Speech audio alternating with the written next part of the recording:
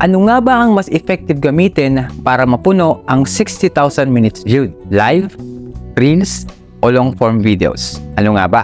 Pinost ko ang tanong na yan sa wall ko at may mga sumagot. Merong Reels, may long form, may live, may lahat, at meron din namang hindi pa sure. Tulad ng feelings niya para sa'yo, hindi sure.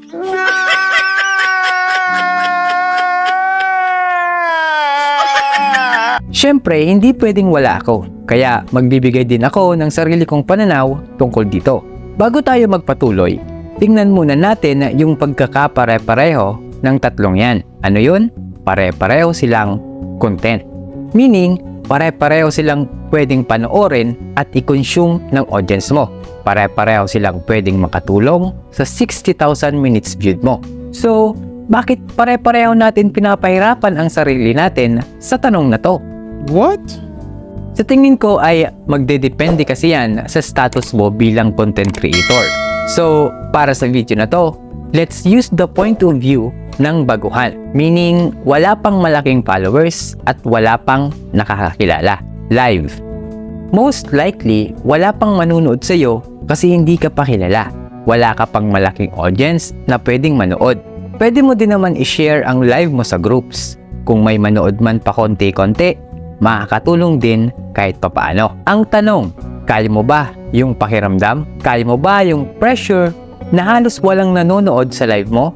Baka kasi maging dahilan pa yan para panghinaan ka ng loob at tumigil. Kaya mo ba? Kung kaya, sige, gawin mo. Long form videos. Maaari mo rin itong gawin. Kaso nga lang sa long form videos, most likely, kung wala ka pang masyadong audience, aalatin ang videos mo.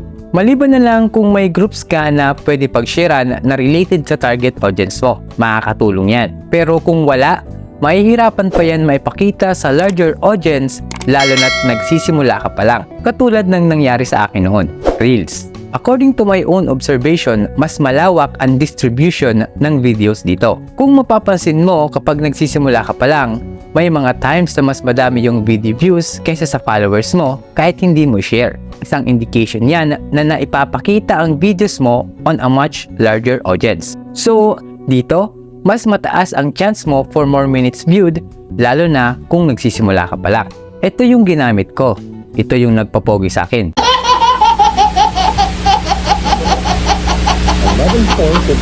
Nagpalaki ng followers, audience, at views ko. Ganito ang nangyari sa akin. Wala akong ibang ginawang videos for almost 3 months kundi Reels. Araw-araw, pinag-isipan ko kung papaano i-improve yung Reels ko hanggat sa matagpuan ko yung isang video na nakatulong sa akin para mas mapabilis yung pag-grow ng page ko. So, alin nga ba? Depende. Depende sa'yo. Depende sa sitwasyon mo. Depende kung saan ka komportable. Depende sa content mo. Hindi kita pwedeng diktahan sa gusto mong gamitin. Sabi ko nga, lahat yan, content.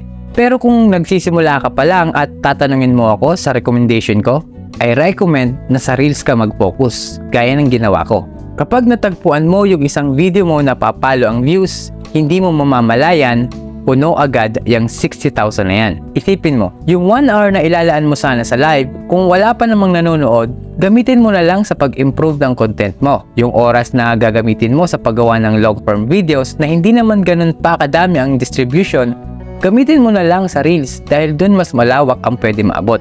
Diba? At bago tayo magkalimutan, ito yung wag na wag mong kakalimutan. Make quality content. Mapa-live, long form videos, o Reels man yan, kung walang value ang content mo, walang kahit ni isa dyan ang mag-work para sa'yo. So, quality content is always the key. Okay? Natulungan ba kita? Subscribe for more.